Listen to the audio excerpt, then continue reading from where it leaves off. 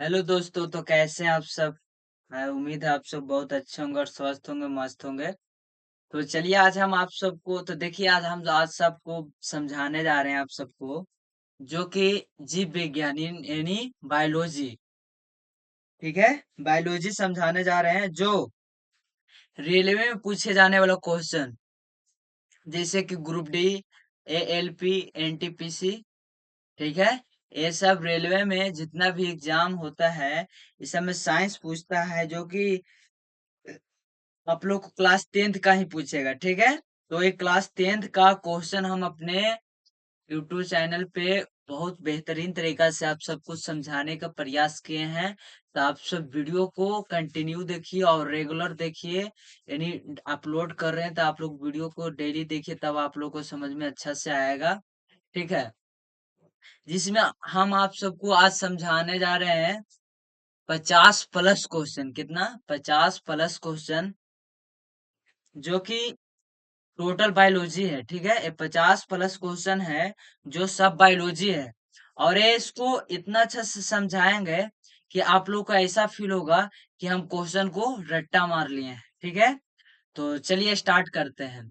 Start करने से पहले आप सबको एक चीज बोलना चाहते हैं कि अगर जो बच्चा बिगनर है, ठीक है, उसके लिए बहुत अच्छा क्लास है। तो आप सब चैनल को सब्सक्राइब कर लीजिए और बेल आइकन भी दबा दीजिए, ताकि वीडियो अपलोड करें तो आप लोग के पास नोटिफिकेशन चले जाए, आप वहां जा करके देख लीजिएगा। ठीक है, तो चलिए स्टार्ट करते हैं। फिर अच्छा लगेगा वीडियो तो लास्ट में आप लाइक शेयर कमेंट जो करना है कर दीजिएगा। ठीक है, तो देखिए पहला क्वेश्चन क्या बोल रहा है कि पुष्पी पादपों में लैंगिक जनन होता है किसमें? पुष्पी जो पादपों होते हैं वो लैंगिक जनन किसमें होते हैं? किसमें होते हैं? तो फूलों में। किसमें होते हैं? फूलों में होते हैं।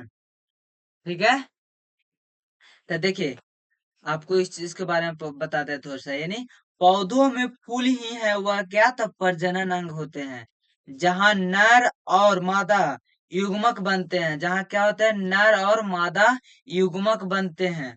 ठीक है, इसको आंसर होगा तो बी होगा। क्या आंसर होगा? बी, यानी फूलों द्वारा। लैंगिक जनन किसके द्वारा होता है? तो फूलों के द्वारा होता है, पुष्पी पौधों में। अब अगला क्वेश्चन देखिए, क्वेश्चन नंबर 2। क्वेश्चन नंबर 2 क्या बोल रहा है? मानव जनन अति सॉरी मानव मानव मादा के जनन तंत्र का भाग नहीं है कौन? कौन सा है जो मादा मानव मादा के जनन तंत्र का भाग नहीं है? तो शुक्रवाहिका। शुक्रवाहिका है जो मानव मादा के जनन तंत्र का भाग नहीं है। ठीक है, क्वेश्चन नंबर 3 बोल रहा है नर युग्मक एवं मादा युग्मक के संलयन को कहते हैं क्या? क्या कहते हैं?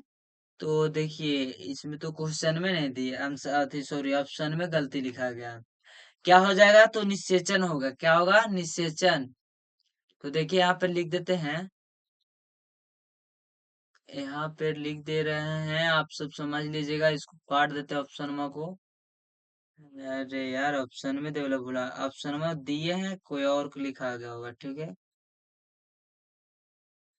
निषेचन तो देख लीजिएगा किसमें होता है? तो निषेचन में। ठीक है, इसको ये कोई नहीं है, ऑप्शन आपको इसमें है ही नहीं। ठीक है, निषेचन में होते हैं। देखिए ए हो गया। ठीक है, ए में क्या है? तो किण्वन। किण्वन है जो क्या बोलते? किण्वन और बोनापोन।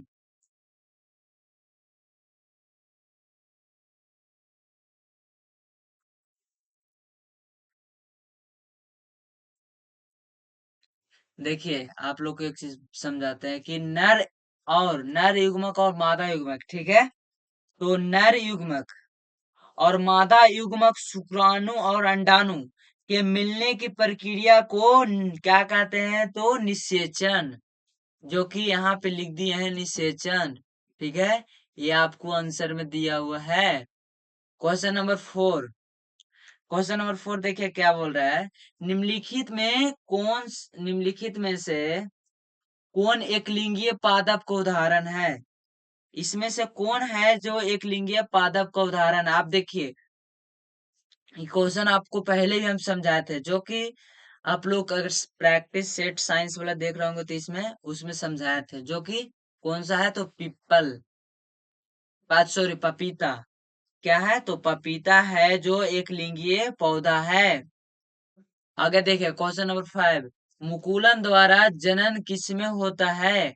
मुकुलन द्वारा जनन किसमें होता है? तो ईस्ट में होता है, ईस्ट हाइड्रा। ठीक है, अगर यहाँ पे हाइड्रा रहे तो हाइड्रा आपको आंसर होगा, ईस्ट न रहे तो हाइड्रा में होगा। आप लोग ध्यान रखिएगा, ठीक है। Question number 6। फूलों में नर प्रजनन अंग होता है किसमें? फूलों में नर प्रजनन अंग होता है किसमें? तो पुंकेसर में। किसमें होता है? पुंकेसर में। आंसर ए होगा, पुंकेसर। Question number 7। द्विखंडन होता है किसमें? द्विखंडन, ठीक है। द्विखंडन किसमें होता है? तो देखिए, अमीबा में भी होता है, पैरामेशियम भी होता है, और लिसामेनिया में भी होता है, ठीक है। लिस्मेनिया में भी होता है, तो इनमें से तीनों हो जाएगा आपको।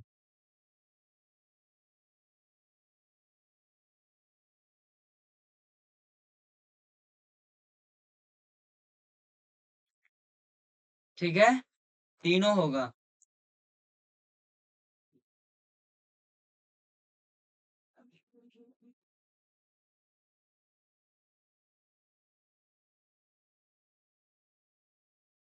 ये तीनों का द्विखंडन का उदाहरण है बाबू, आप लोग ध्यान रखिएगा। हाँ, क्वेश्चन नंबर 8 देखिए।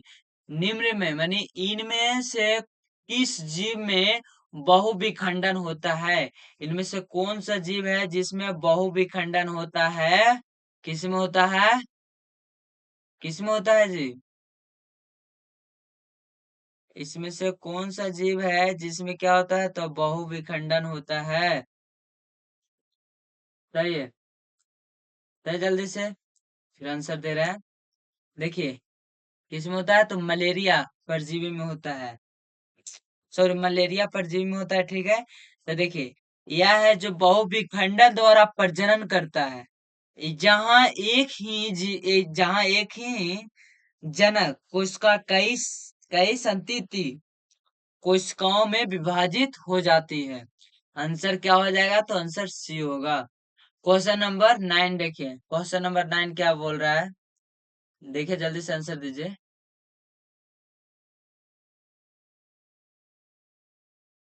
फाइलम के कौन से भाग में कायिक प्रबंधन होता है? कौन सा भाग में कायिक प्रबंधन होता है? तो कौन सा भाग में हो जाएगा? आंसर क्या हो जाएगा? तो पत्तियों में। कौन से भाग में? पत्तियों में। आंसर ए होगा। आगे देखिए क्वेश्चन नंबर 10। मानव मादा में निषेचन होता है किसमें? मानव मादा में निषेचन होता है तो फैलोपियन में होता है। किसमें होता है? फैलोपियन नालिका में होती है। आंसर डी होगा। Question number 11। तने द्वारा कायक कायक प्रबंधन होता है। तने द्वारा कायक प्रबंधन होता है किसमें? तो इनमें से सभी में। हल्दी में भी होता है, अदरक में भी होता है, और पुदीने में भी होता है। तीन में से सभी हो जाएगा, मैंने सभी में। ठीक है, आंसर क्या हो जाएगा? तो डी होगा। Question number 12। खंडन द्वारा जनन होता है किसमें? खंडन द्वारा जनन किसमें होता है? तो सितारा मछली में। सितारा मछली में। आंसर बी होगा। Question number 13।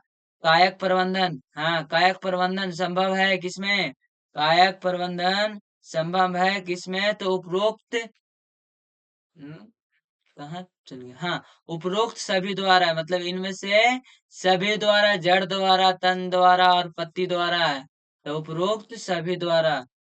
ठीक है। Question number 14। तने पर अपस्थानिक तने पर अपस्थानिक कलियां पाए जाती है किसमें? किसमें पाए जाते हैं? तो आलू में। किसमें पाए जाते हैं? आलू में। क्वेश्चन का क्या आंसर होगा? तब भी होगा आलू में। मुकुलन द्वारा अलैंगिक जनन होता है किसमें? देखिए, मुकुलन द्वारा अलैंगिक जनन किसमें होता है? बताइए। आपको बताया था ना, अगर यहाँ पर ईस्ट रहे तो ठीक है, नहीं तो हाइड्रा रहे तो आप हाइड्रा में आंसर ला टिक मार लीजिएगा, ठीक है। अगर ईस्ट रहे हाइड्रा न रहे तो आप ईस्ट में मन लगाइएगा। क्वेश्चन नंबर क्वेश्चन नंबर क्या कितना? तो 16। क्वेश्चन नंबर 16 क्या बोल रहा है कि लैंगिक जनन मुकुलन द्वारा होता है किसमें? लैंगिक जनन मुकुलन द्वारा किसमें होता है? तो हाइड्रा और ईस्ट में होता है, ठीक है। क्वेश्चन बी होगा आंसर। क्वेश्चन नंबर 17, निम्न में कौन मानव में मादा जनन तंत्र का भाग नहीं है? इनमें से कौन है जो मानव जनन तंत्र का भाग नहीं है? तो शुक्रवाहिका है। कौन? शुक्रवाहिका। क्वेश्चन नंबर 18, पराग कोश में होता है क्या? पराग कोश में परागकण होता है। क्या होता है? परागकण। आंसर डी होगा। क्वेश्चन नंबर 19, गतिशील जनक कोशिका को नर युग्मक तथा जिस जनन कोशिका में भोजन का भंडार संचित होता है उसे क्या कहते हैं? उसे क्या कहते हैं? तो मादा युग्मक कहते हैं। क्या कहते हैं? मादा युग्मक। आंसर डी होगा। क्वेश्चन नंबर 20, एड्स रोग का प्रमुख कारण है क्या? एड्स रोग का प्रमुख कारण क्या है? तो असुरक्षित यौन संपर्क, ठीक है। आंसर बी होगा। इसको एड्स यानी HIV बोलते हैं, ठीक है। क्वेश्चन नंबर 21, पंखुड़ियों का रंग आधारित है किस पे? पंखुड़ियों को रंग का किस कलर का रंग होता है? तो किस पे आधारित है? लाल होता है। किस कलर का होता है? तो लाल होता है, ठीक है। क्वेश्चन नंबर 22, देखा जाए क्या बोल रहा है। तो क्वेश्चन नंबर 22 बोल रहा है फूल का कौन सा भाग फल में बदलता है? तो आप सब समझ ही रहे होंगे कौन सा भाग। तो पुंकेसर। कौन सा भाग? सॉरी, पुंकेसर बोल अंडाणु। क्या? अंडाणु है जो फल में बदलता है। हाँ, क्वेश्चन नंबर 23, भ्रूण के जिन भाग से तना पत्तियों बनती है उसे क्या कहते हैं? तो क्या कहते हैं? प्रांकुर कहते हैं। प्रांकुर कहते हैं। आंसर बी होगा। आंसर कितना होगा? तो बी होगा। क्वेश्चन नंबर 24, बोल रहा है एकल जीवों में प्रजनन की विधि होता है।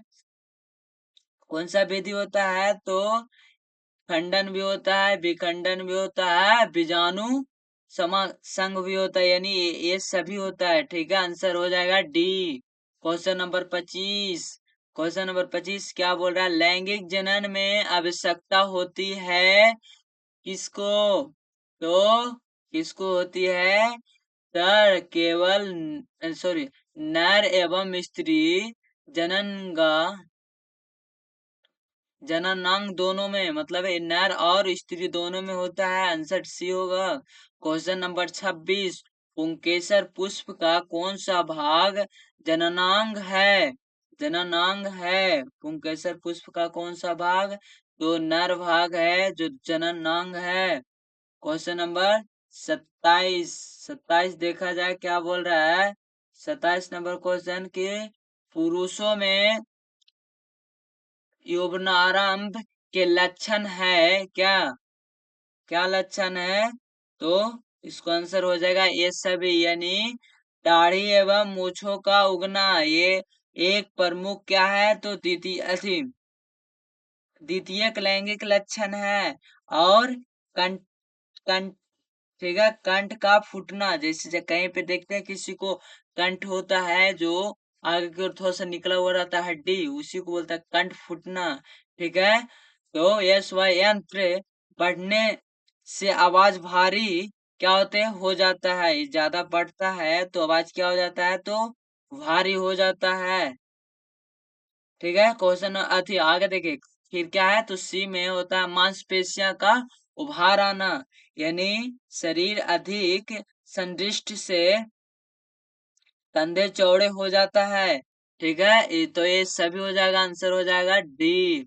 क्वेश्चन नंबर 28, स्त्रियों में योग नारंभ का लक्षण है क्या? क्या लक्षण है? तो इसको भी आंसर हो जाएगा ये सभी। ठीक है, ये सभी। अब एक तीनों को थोड़ा सा समझ लेते हैं, जैसे कि स्नानों को वृद्धि यानी प्रजनन परिपक्वता का एक शुरुआती संकेत है। ठीक है, और नितंबों का उभारना यानी श्रेणी क्षेत्र का चौड़ा होना। ठीक है, राजा धर्म का प्रारंभ यानी मानसिक धर्म चक्र की शुरुआत होना।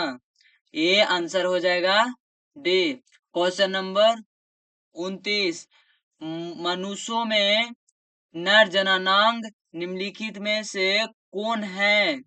कौन सा है?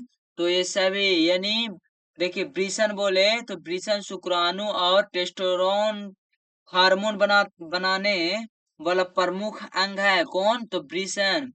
और शुक्राणु बोले तो शुक्राणु को ले जाने वाली नली है शुक्राणु वाहिका, शुक्र वाहिका, सॉरी शुक्राणु वाहिका बोल रहे हैं, शुक्र वाहिका। ठीक है, मूत्र मार्ग, ये वीर और मूत्र दोनों को क्या करता है? तो निकास का समान मार्ग है।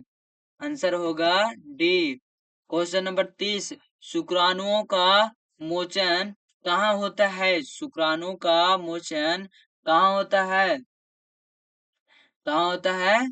तो शुक्राणु का मोचन बोले तो शुक्र वाहिका में होता है। कहाँ होता है? शुक्र वाहिका में। आंसर भी होगा। स्त्रियों में अंडाशय की संख्या कितनी होती है? स्त्रियों में अंडाशय की संख्या 2 होती है। कितना होती है? 2। मनुष्य में निषेचन का फल स्वरूप बनता है तो युग्मनज में बनता है। किसमें? युग्मनज में। आंसर सी होगा। क्वेश्चन नंबर 33, यानी वृषण में बने शुक्राणु संचित होता है तो किसमें होता है? अधिवृषण में होता है। आंसर होगा बी। ठीक है, क्वेश्चन नंबर 34, वैसे परिवर्तन जो जीवों के नियंत्रण से बाहर होता है वो कहलाते हैं, क्या कहलाते हैं? तो हाँ, क्या कहलाते हैं? परिवर्तन। सॉरी, हाँ परिवर्तन कहलाता है। ठीक है, परिवर्तन। आंसर डी होगा।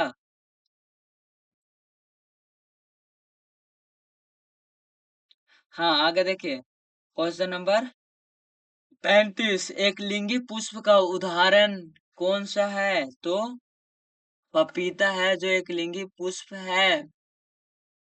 क्वेश्चन नंबर 36, क्वेश्चन नंबर 36 देखिए क्या बोल रहा है कि मानव जनन अंग किस अणु में क्या होते हैं? तो परिपक्व एवं क्रियाशील होता है। कौन से अणु में? तो 18। ठीक है, आंसर बी होगा। क्वेश्चन नंबर 37, शुक्राणु का निर्माण होता है किसमें? किसमें होता है? तो वृषण में। किसमें होता है? वृषण में। आंसर हो जाएगा ए। ठीक है, वृषण में।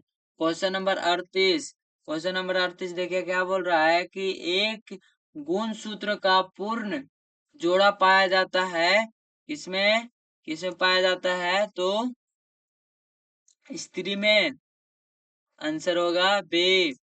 आगे देखिए, क्वेश्चन नंबर 39, हाइड्रा में प्रजनन की विधि निम्नलिखित में से कौन है? हाइड्रा में प्रजनन की विधि इनमें से कौन है? तो मुकुलन है। ठीक है, आंसर सी होगा। क्वेश्चन नंबर 40, पुष्प का कौन सा भाग परागकण बनता है? पुष्प का कौन सा भाग परागकण बनता है? तो पुंकेसर। कौन सा भाग? पुंकेसर है जो क्या बनता है? तो परागकण बनता है। ठीक है, क्वेश्चन नंबर 41, क्वेश्चन नंबर 41 क्या बोलता है? गन्ना। ठीक है, गन्ना बोले तो केतारी। ठीक है, आ जाइए देहात में आपको गन्ना मिलेगा, यानी कितारी के डाढ़ मिलेगा। हम सब बड़ी चौपते थे पहले, अब तो बहुत कम होता है। कहीं कहीं होता है ये भी गन्ना का खेत।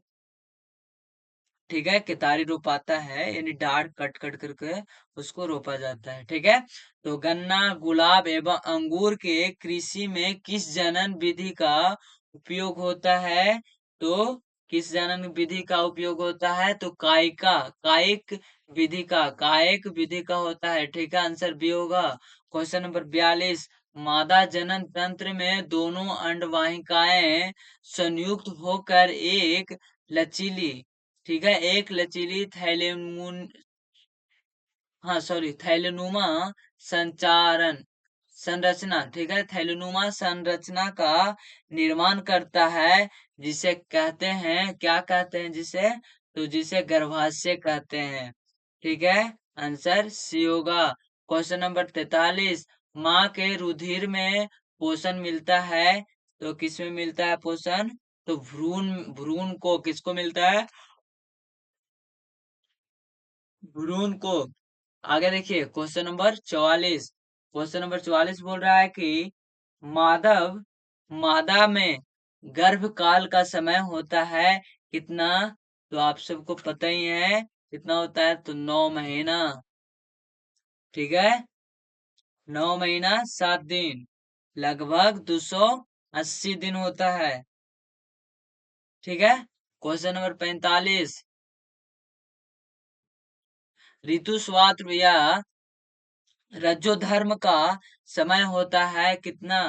तो 2 से 8 दिन, 2 से 8 दिन, आंसर ए होगा। ठीक है, क्वेश्चन नंबर 46, क्वेश्चन नंबर 46 बोल रहा है निषेचन क्रिया के पश्चात युग्मनज युग्मनज में क्या बनता है? क्या बनता है जी? तो भ्रूण बनता है। क्या बनता है? तो भ्रूण, आंसर होगा बी। क्वेश्चन नंबर 47, वह प्रकर्म जिसके द्वारा जीव अपने जैसी संतानों की क्या करते हैं? तो उत्पत्ति करते हैं, वे क्या कहलाते हैं? क्या क्या कहलाते हैं? तो जनन कहलाते हैं। क्या कहलाते हैं? तो जनन कहलाते हैं। आंसर क्या होगा? तो आंसर हो जाएगा ए। क्वेश्चन नंबर 48, जनन कितने प्रकार का होता है? तो जनन 2 प्रकार का होता है। कौन कौन होता है? लैंगिक जनन और अलैंगिक जनन। जनन है जो 2 प्रकार का होता है। कौन कौन होता है जी? तो लैंगिक जनन और अलैंगिक जनन। ठीक है, आप सब याद रखिएगा, जनन 2 प्रकार का होता है। ठीक है, हम दोहरा रहे हैं फिर से, कौन कौन होता है? तो लैंगिक जनन और अलैंगिक जनन। क्वेश्चन नंबर 49, इनमें कौन अलैंगिक जनन की विधि है? अब देखिए एग्जाम्पल में आप लोग को दे दिया गया है यहाँ पे कि इनमें से कौन है जो अलैंगिक जनन का विधि है। तो देखिए यहाँ पे दिया हुआ है विखंडन, मुकुलन और बीजाणु जनन। ठीक है, तो इनमें से क्या हो जाएगा? तो सभी होगा। ये सभी है जो अलैंगिक जनन का प्रकार है। ठीक है, इनमें से सभी आंसर डी होगा। और फिर क्वेश्चन नंबर 50, किस प्रकार के जनन में जनक के शरीर से कलिका निकलती है? तो मुकुलन के, ठीक है, किसके किससे? तो मुकुलन में से। किस में से निकलती है? मुकुलन में से। क्वेश्चन नंबर 51, प्राक कोश में पाए जाते हैं, क्या पाए जाते हैं प्राक कोश में? तो प्राकन। क्या पाए जाते हैं? प्राकन। आंसर क्या हो जाएगा? तो आंसर सी होगा। हाँ, अब देखिए लास्ट क्वेश्चन नहीं है, 3 और है, जो कि क्वेश्चन नंबर 52, स्त्री केसर के आधारीय भाग को कहते हैं क्या? स्त्री केसर के आधारीय भाग को क्या कहते हैं? तो अंडाशय कहते हैं। क्या कहते हैं जी? अंडाशय कहते हैं, आंसर भी होगा। क्वेश्चन नंबर 53, पुंकेसर के अग्रभाग को कहते हैं क्या? पुंकेसर को अग्रभाग को क्या कहते हैं? तो प्राकोष कहते हैं। क्या कहते हैं? प्राकोष कहते हैं, आंसर भी होगा। क्वेश्चन नंबर 51, जो कि लास्ट क्वेश्चन है, बोले थे 50 प्लस, 50 प्लस कर दिए। 50 प्लस कितना? तो 4, यानी बोले तो 54 क्वेश्चन। ठीक है, तो क्वेश्चन लास्ट है, जो कि निषेचन की क्रिया किस जीव में मुख्यतः होती है? निषेचन की क्रिया कौन से जीव में मुख्यतः होती है? तो पुष्पी पादप एवं जंतुओं में होती है, जो कि ऑप्शन में आपको सी दिया हुआ है। ठीक है, आंसर हो जाएगा सी। ठीक है, तो आप मिलते हैं आप लोग को अगला वीडियो में, जो कि उसमें भी आप सबको बहुत अच्छा से समझाने का प्रयास करेंगे। उसमें भी 50 प्लस क्वेश्चन रहेगा। आप सब कंटिन्यू वीडियो में जुड़े रहिए। अगर इस वीडियो से आप लोग को कुछ सीख मिला होगा तो वीडियो को लाइक कर दीजिएगा जरूर। अगर सब्सक्राइब नहीं किए होंगे तो सब्सक्राइब भी कर लीजिएगा, और अपने दोस्तों के पास भी शेयर कर दीजिएगा, क्योंकि उनको भी साइंस में बायोलॉजी या साइंस, ठीक है, साइंस भी हम अपने चैनल पे अपलोड करते हैं वीडियो बना करके, और लाइव भी। ठीक है, तो ये सब समझ में आ सके उनको भी। तो आप सब कंटिन्यू वीडियो को देखिए, और वीडियो में कमेंट भी कीजिए कि हाँ यहाँ पे अच्छा नहीं है, यहाँ पे अच्छा है सर, और थोड़ा सा। ठीक है, ऑल द बेस्ट। मिलते हैं आप कल नेक्स्ट वीडियो में, तब तक बाय, जय Hind, love you all student, thank you.